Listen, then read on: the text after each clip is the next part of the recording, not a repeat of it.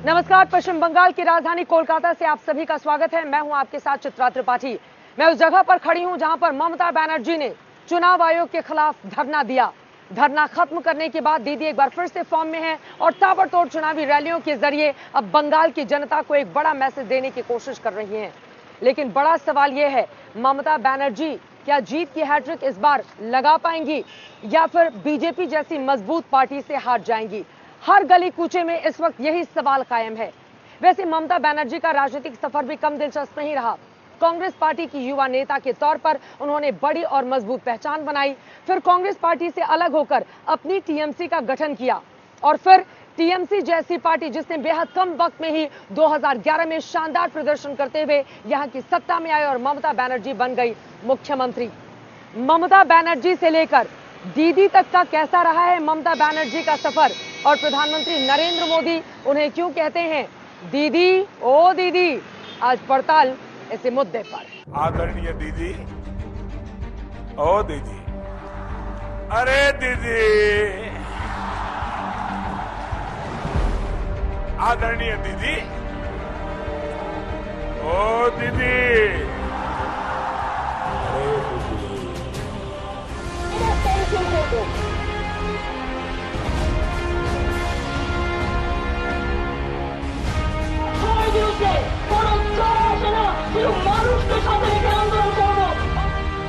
इस सियासत में दीदी ने न जाने कितने रंज सहे, न जाने कितने तंज सहे, लेकिन दीदी अड़ी रही, डटी रही, जमी रही, थमी रही।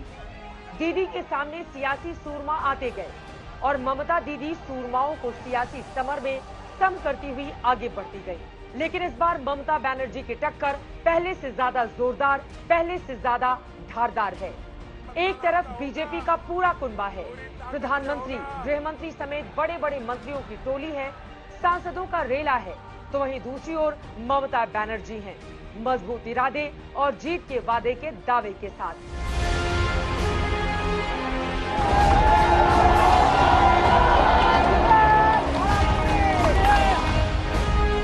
यही तो ममता बनर्जी का अंदाज है, अपने विरोधी के खिलाफ धरना देना, आंदोलन करना, पैदल यात्रा निकाल देना।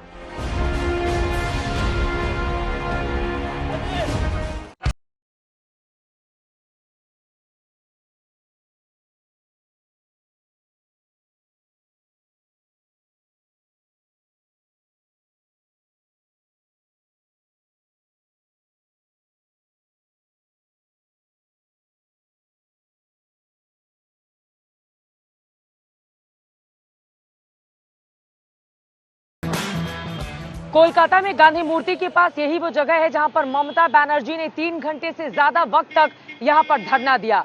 चुनाव आयोग के खिलाफ उनका ये प्रदर्शन था। उन्होंने डेमोक्रेसी के लिए काला दिन आज कहा है। इसके अलावा ममता बनर्जी अपने ही अंदाज में बैठी हुई नजर आई। सूती की साड़ी पहने हुए, काले रंग के शॉल और काले रंग के मास्क के जरिए दरअसल चुनाव आयोग के फैसले का वो विरोध कर रही थी। लेकिन वो बड़ी वजह क्या है जिसके कारण ममता बनर्जी के निशाने पर चुनाव आयोग है? अपने विरोधियों के खिलाफ विरोध की तख्तियां उठाना, उन तख्तियों पर तिलमिलाहटें लिखना और तिलमिलाहटों को तरन्नुम बनाकर सड़क पर निकल जाना, ममता बनर्जी का ये अपना अंदाज है। यही उनकी सियासत का सार भी है। शायद यही वजह है कि ममता बनर्जी और नेताओं से बिल्कुल अलग हैं। कोटि कोटि टाका आछे, তোমার কাছে সব এজেন্সি আছে, আর নাম বলছি না। গণতন্ত্রের যত এজেন্সি, ভারত সরকারের যত এজেন্সি সব আছে, তা সত্ত্বেও তোমরা কেন হারবে জানো? কারণ I am a street fighter, I am a street fighter and I am proud to say that I am a street fighter. আমি ব্যাটল গ্রাউন্ড থেকে লড়াই করি, আমি ওপর থেকে নির্দেশ দিয়ে লড়াই করি না। वो ममता बनर्जी ही हो सकती हैं जो चुनाव आयोग जैसी संस्था पर सरेआम नीलाम हो जाने का आरोप लगाती हैं। वो ममता बनर्जी ही हो सकती हैं जो बीजेपी के इतने बड़े गुंडे के खिलाफ खम ठोक कर कहती हैं कि अन्याय हो रहा है। वो ममता बनर्जी ही हो सकती हैं जो पीएम मोदी और गृह मंत्री अमित शाह जैसे दिग्गजों को भी खुलेआम चुनौती देती हैं। সবাইকে বলছি, কোনো ভাগাভাগি হবে না, ঐক্যবদ্ধভাবে সবাই ভোট দিন। হিন্দু দিন, মুসলমান দিন, শিখ দিন, খ্রিস্টান দিন, সবাই দিন, কেউ ওদের ভোট দেবে না। আমার বিরুদ্ধে কমপ্লেন করে কোনো লাভ নেই। নরেন্দ্র মোদীর বিরুদ্ধে কটা কমপ্লেন হয়েছে? তিনি যে রোজ হিন্দু মুসলমান করেন, কটা কমপ্লেন হয়েছে? যারা নন্দীগ্রামের মুসলিমদের পাকিস্তানি বলেছিলেন, কটা কমপ্লেন হয়েছে? লজ্জা করে না? গলায় দড়ি দিয়ে মরা উচিত ওদের। আর আমায় কমপ্লেন করে ছাই করবে আমার।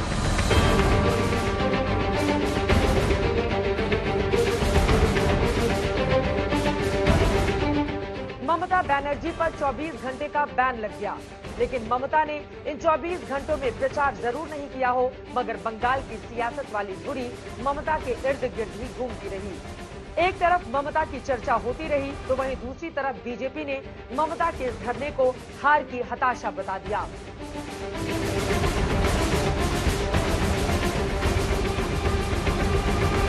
वो बार बार लोगों को उकसा करके चुनाव को बाधित करने का प्रयास कर रहे हैं, चुनाव कमीशन को टारगेट कर रहे हैं, सेंट्रल फोर्स को अटैक कर रहे बार बार। उसका परिणाम हुआ कि इतने लोगों की जाने गई है। इसकी पूरी जिम्मेदारी ममता बनर्जी की है, जो पार्लियामेंट के कानून के खिलाफ आंदोलन करती है, जो संविधान के खिलाफ सुप्रीम कोर्ट के साथ आंदोलन की है। मुझे लगता नहीं कि वो इस प्रकार कानून मानेंगे। एक मुख्यमंत्री को इस प्रकार शोभा नहीं देता है। जिंदगी भर धरना बैठी है, आगे भी धरना बैठना पड़ेगा, उसका प्रैक्टिस करेंगे। वैसे ममता बनर्जी हवाओं का रुख बखूबी भांपती हैं। वो राजनीति की पक्की खिलाड़ी हैं, अपना गढ़ बचाना भी जानती हैं और विरोधियों का किला ढाना भी। यूं ही नहीं, उन्होंने बंगाल से 30 साल के लेफ्ट के शासन को उखाड़ फेंका था।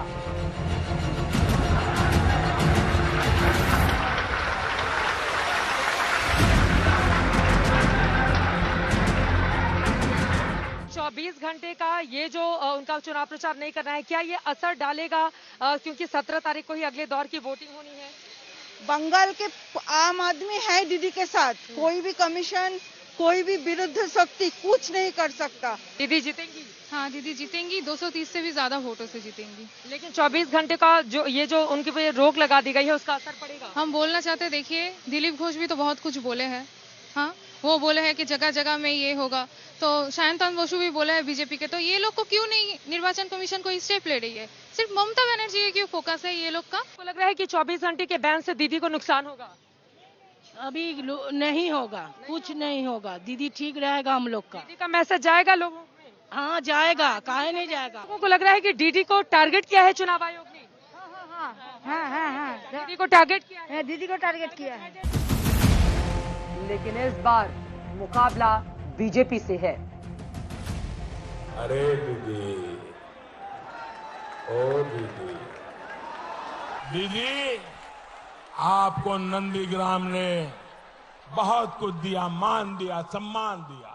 दीदी, बंगाल की जनता 10 साल के अनुभव के बाद आपको एक ही सवाल पूछ रही है। 2 मई दीदी जथे। आदरणीय दीदी, ओ दीदी,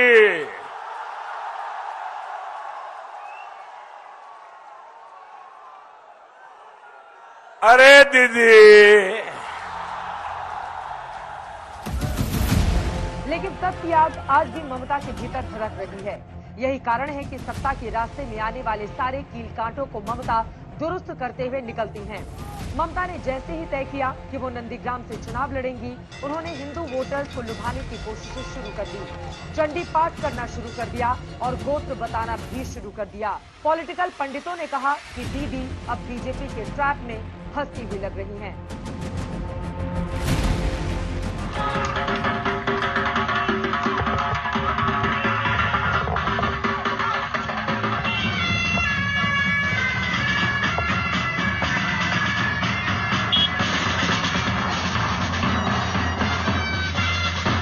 ममता बनर्जी के पांव और हवाई चप्पल पर फोकस किया गया ये होर्डिंग ये बताने के लिए काफी है, जिस पर लिखा भी गया है कि कितनी भी लड़ाई प्रचंड हो, लेकिन जीत दीदी की ही होगी और यह हवाई चप्पल ही पहुंचेगा मुख्यमंत्री के मुख्य उस द्वार पे जहां पर सारे डिसीजन लिए जाते हैं।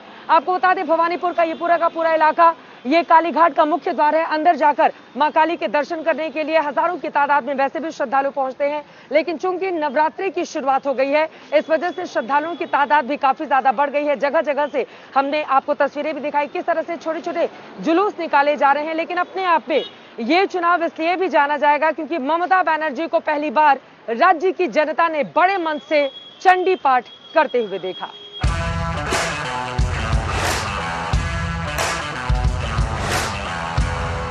ओम सर्वमंगल मंगल्ये शिवे सर्वार्थ साधिके मारा उलुध्वनि शपथ धरबी।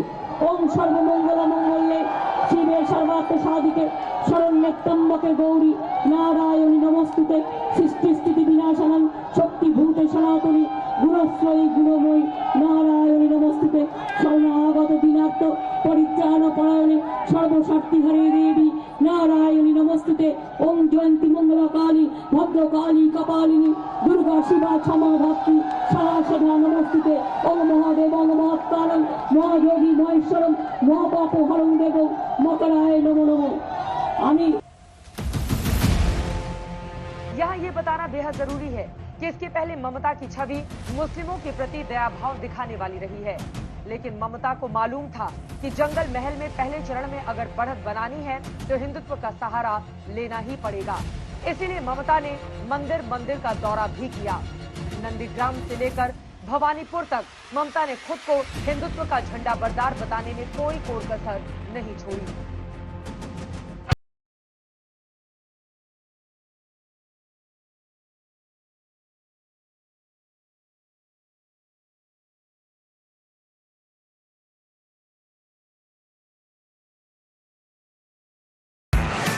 कालीघाट का ये भवानीपुर है जिसने ममता बनर्जी को हमेशा सिर आंखों पर बिठाया। लेकिन आपको बताते चले, साल 2011 में जब 34 सालों के वामपंथ को ध्वस्त कर ममता बनर्जी ने 184 सीटों के साथ सरकार बनाई, उसके बाद यहां का अंदाज अलग ही हो गया। साल 2016 में 2011 के मुकाबले और ज्यादा सीटें दीदी ने हासिल की और उसके बाद 211 सीटों के साथ वो दोबारा मुख्यमंत्री बनी। ऐसा करने वाली वो पश्चिम बंगाल की पहली महिला मुख्यमंत्री हैं। लेकिन ममता बनर्जी हैट्रिक भी क्या लगा पाएंगी, ये बड़ा सवाल है।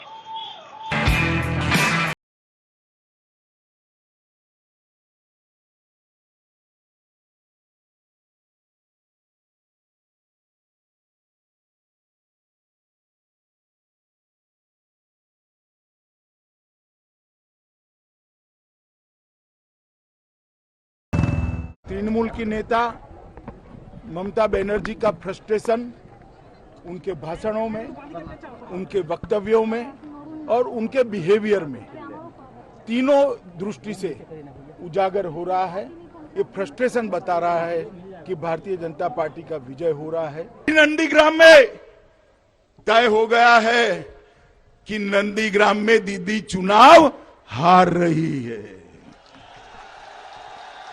पूरे बंगाल में परिवर्तन की आवाज है, चाहे सिंगूर हो, उत्तर बंग हो, सुंदरवन हो, जंगल महल हो या कलकत्ता हो। इस नंदीग्राम की गलियों ने तो ममता को सत्ता के सिंहासन पर पहुंचा दिया था, मगर ममता बनर्जी का आंदोलन न तो ये पहला था और न ही आखिरी। नंदीग्राम के साथ ही पहले सिंगूर में आंदोलन और उसके बाद नंदीग्राम में ममता दीदी ने आंदोलन किया था। सिंगूर में ममता ने टाटा के नैनो प्लांट का खुला विरोध किया था। ये वो आंदोलन था जिसने टाटा को बंगाल से अपने पैर वापस खींचने पर मजबूर कर दिया था। सिंगूर आंदोलन के दौरान बढ़ चढ़कर हिस्सा लेने वाले गांव वाले मौजूद हैं, उनसे हम जानते हैं। आपकी भी जमीन थी उसमें जिसको लेकर आपने नैनो प्रोजेक्ट का विरोध किया था? एकदम एकदम। तो अब क्या हासिल हुआ? जमीन आपको मिल गई? 4 बीघा जमीन मिल गया हमारा। हाँ।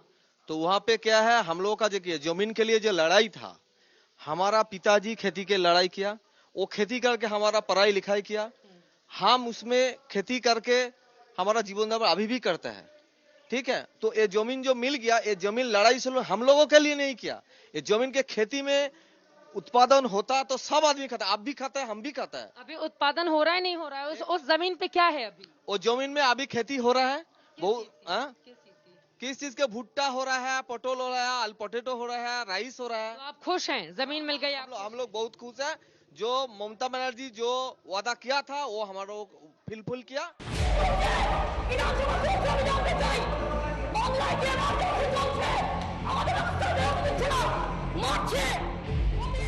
दरअसल आंदोलन ममता के लहू में है। ममता बनर्जी ने आंदोलन के रास्ते ही अपने करियर का ग्राफ चढ़ाया था। ममता के आंदोलन की जब भी बात होगी तो कोई कभी नहीं बिसार सकता 6 अप्रैल 1975 की वो तारीख। इंदिरा गांधी के खिलाफ स्टूडेंट मूवमेंट चल रहा था। बुजुर्ग सर्वोदयी नेता जयप्रकाश नारायण इस आंदोलन को लीड कर रहे थे। जब जयप्रकाश नारायण कोलकाता के दौरे पर गए थे, जेपी ने साथी नेताओं के साथ कोलकाता में प्रवेश किया और शहर में एक विशाल सभा को संबोधित करने वाले थे। जैसे ही उनका काफिला शहर में दाखिल हुआ, कांग्रेस के कार्यकर्ताओं ने जेपी के काफिले को रास्ते में रोक दिया। बताया जाता है कि इसी दौरान ममता बनर्जी जेपी की कार के बोनट पर चढ़ गईं और जमकर नारेबाजी की। ममता बनर्जी ने जिस तरह से जेपी के सामने अपनी एंट्री मारी थी, उसने ममता दीदी को कांग्रेस के आला नेताओं की नजर में चढ़ा दिया था। कांग्रेस के तब के दिग्गज नेताओं को लगा कि ममता के अंदर वो आग है जो उन्हें बड़े नेता के तौर पर पहचान दिलाने में मदद करेगी। यही वजह रही कि ममता बनर्जी को कांग्रेस ने बंगाल में महिला विंग का सचिव बना दिया। ममता के राजनीतिक करियर की ये पहली उड़ान थी। ममता बनर्जी एक जुझारू राजनेता के तौर पर पश्चिम बंगाल में जानी जाती हैं।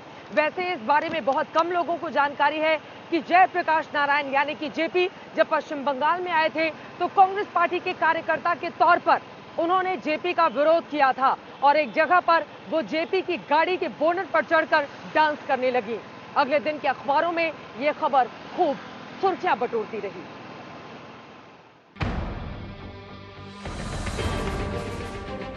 लेकिन यहीं पर राजीव गांधी ने ऐसी सियासी चाल चली जिसने चुनावी राजनीति के पंडितों को बगले झांकने पर मजबूर कर दिया। एक कट्टर जमीनी कम्युनिस्ट के सामने कांग्रेस ने 29 साल की एक लड़की को सोमदा के सामने खड़ा कर दिया। ये कोई और नहीं, ममता बनर्जी ही थी। प्रधानमंत्री नरेंद्र मोदी दीदी और दीदी कहते हैं, तो आप लोग फिर उस पर कहते हैं कि नहीं, प्रधानमंत्री को ऐसी भाषा नहीं बोलनी चाहिए। प्रधानमंत्री जिस ढंग से दीदी और दीदी बोला, ये असभ्य है।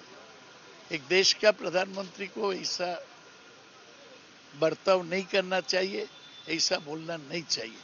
मैं घोर निंदा करता हूँ। साल 1984 में ममता बनर्जी सबसे कम उम्र की सांसद चुनी गई। हालांकि उसके बाद 1989 के चुनाव में वो अपना चुनाव हार गई, लेकिन उसके बाद ममता बनर्जी ने कभी भी अपने राजनीतिक जीवन में पीछे मुड़कर नहीं देखा। साल 1991, 96, 98, 99, 2004, 2009 में उन्होंने कोलकाता दक्षिण सीट से शानदार जीत हासिल की। ममता बनर्जी ने अपने राजनीतिक जीवन में सिर्फ एक बार चुनावी हार का सामना किया है, लेकिन नंदीग्राम की सीट को लेकर इस वक्त बड़ा सवाल सभी की जुबान पर कायम है कि ममता बनर्जी क्या अपने ही लेफ्टिनेंट शुभेंदु अधिकारी से चुनाव हार जाएंगी या फिर एक बार फिर से नंदीग्राम की जनता उनको अपने सिर माथे पर बिठाएगी।